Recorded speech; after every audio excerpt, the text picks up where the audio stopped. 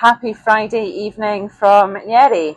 I thought I'd take a different seat this evening from my normal sofa view to sit on the balcony outside my apartment, which overlooks basically the centre of town of Neri. It's still hustling and bustling out there, people in cars, shops still open, general city noise. Neri doesn't get quiet until probably around 3 a.m. and then it's lively again, probably around about 5.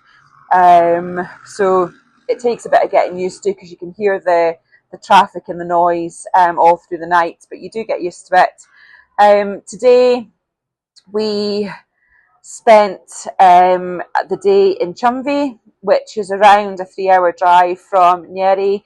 We made a pit stop at Nanyuki, which is the right beside the equator, for a coffee at Java, which is kind of like an African Starbucks / Costa. And then we were on the road again to Chumvie. It was a quick turnaround. You go as far as Tamau and then turn left. And when you turn left, it's basically off-roading. The road was pretty rough. One of the worst ones I've seen, but not the worst. So imagine, farm dirt track in Aberdeenshire and then times 10. So sand, stone, really potholy, lots of up and down hills. We had to get out the van on one occasion because it couldn't get up and down the potholes without scraping the bottom with all of us in it. So 5 of us came out and the driver got through that bit. On the way back from Chumvie, we had a bit of a 3-wheel expedition. We bottomed out on one of them and one wheel was spinning in the air. So that was quite exciting. When we arrived in Chumvie, we were greeted by a really, really beautiful welcoming from the Maasai community there. As we drove up, the ladies were dancing and singing. It was really beautiful. We were then kind of escorted out of the cars to join in with the dancing and singing. It was really beautiful to be a part of that, but equally witness people experience their hospitality for the first time. We then had a tour of the school area. So they have 17 acres, which is quite a lot of land. It isn't fenced in or anything yet, but that is the intention for the future. But it was good to walk the perimeter of that. So we popped in past the toilet, which was particularly interesting. It was probably one of the worst we've seen so far on this visit. Melanie had a bit of an encounter with a prickly pear cactus and had to be helped by the Maasai women with picking the thorns out of her leg and her hand, whilst our Dr. Kamau, who's been running with us for a couple of days, stood by and watched because clearly the ladies knew better. We then went back to the container school and had some interaction with the women. We also had some Maasai men there and the children as well. It was great to hear about the things that they've been doing, how the school started. So for a little bit of context, the school started under a tree.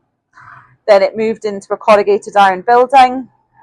And then this time last year, Emily, the librarians, and Chris, who runs Reading the World, which is an American NGO, bought a container.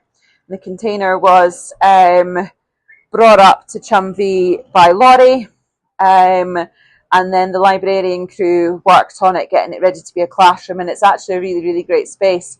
So they cut one side off the container on the long side and lifted it up and then corrugated the walls to create like a double space, and then the inside has been wood clad with plyboard, and it's a really, really lovely building actually.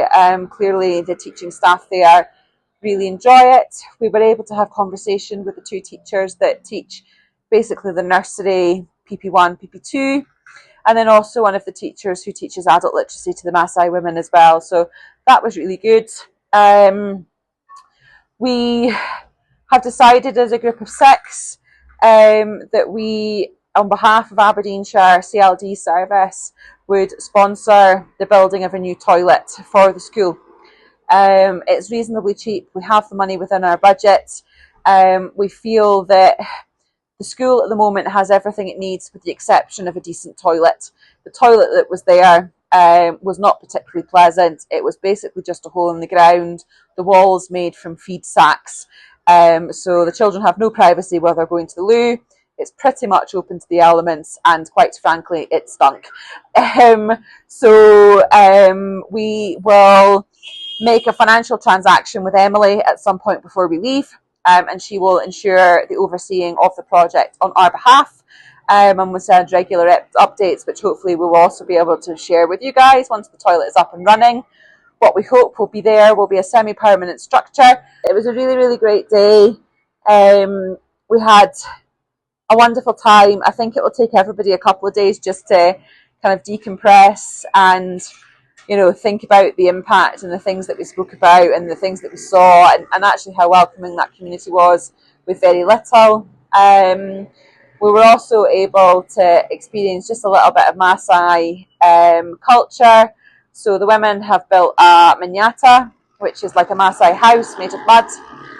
And we also got to have a shot at a bow and arrow and a spear, and we'll not be catching our supper anytime soon. So we were back to Nyeri probably about an hour ago.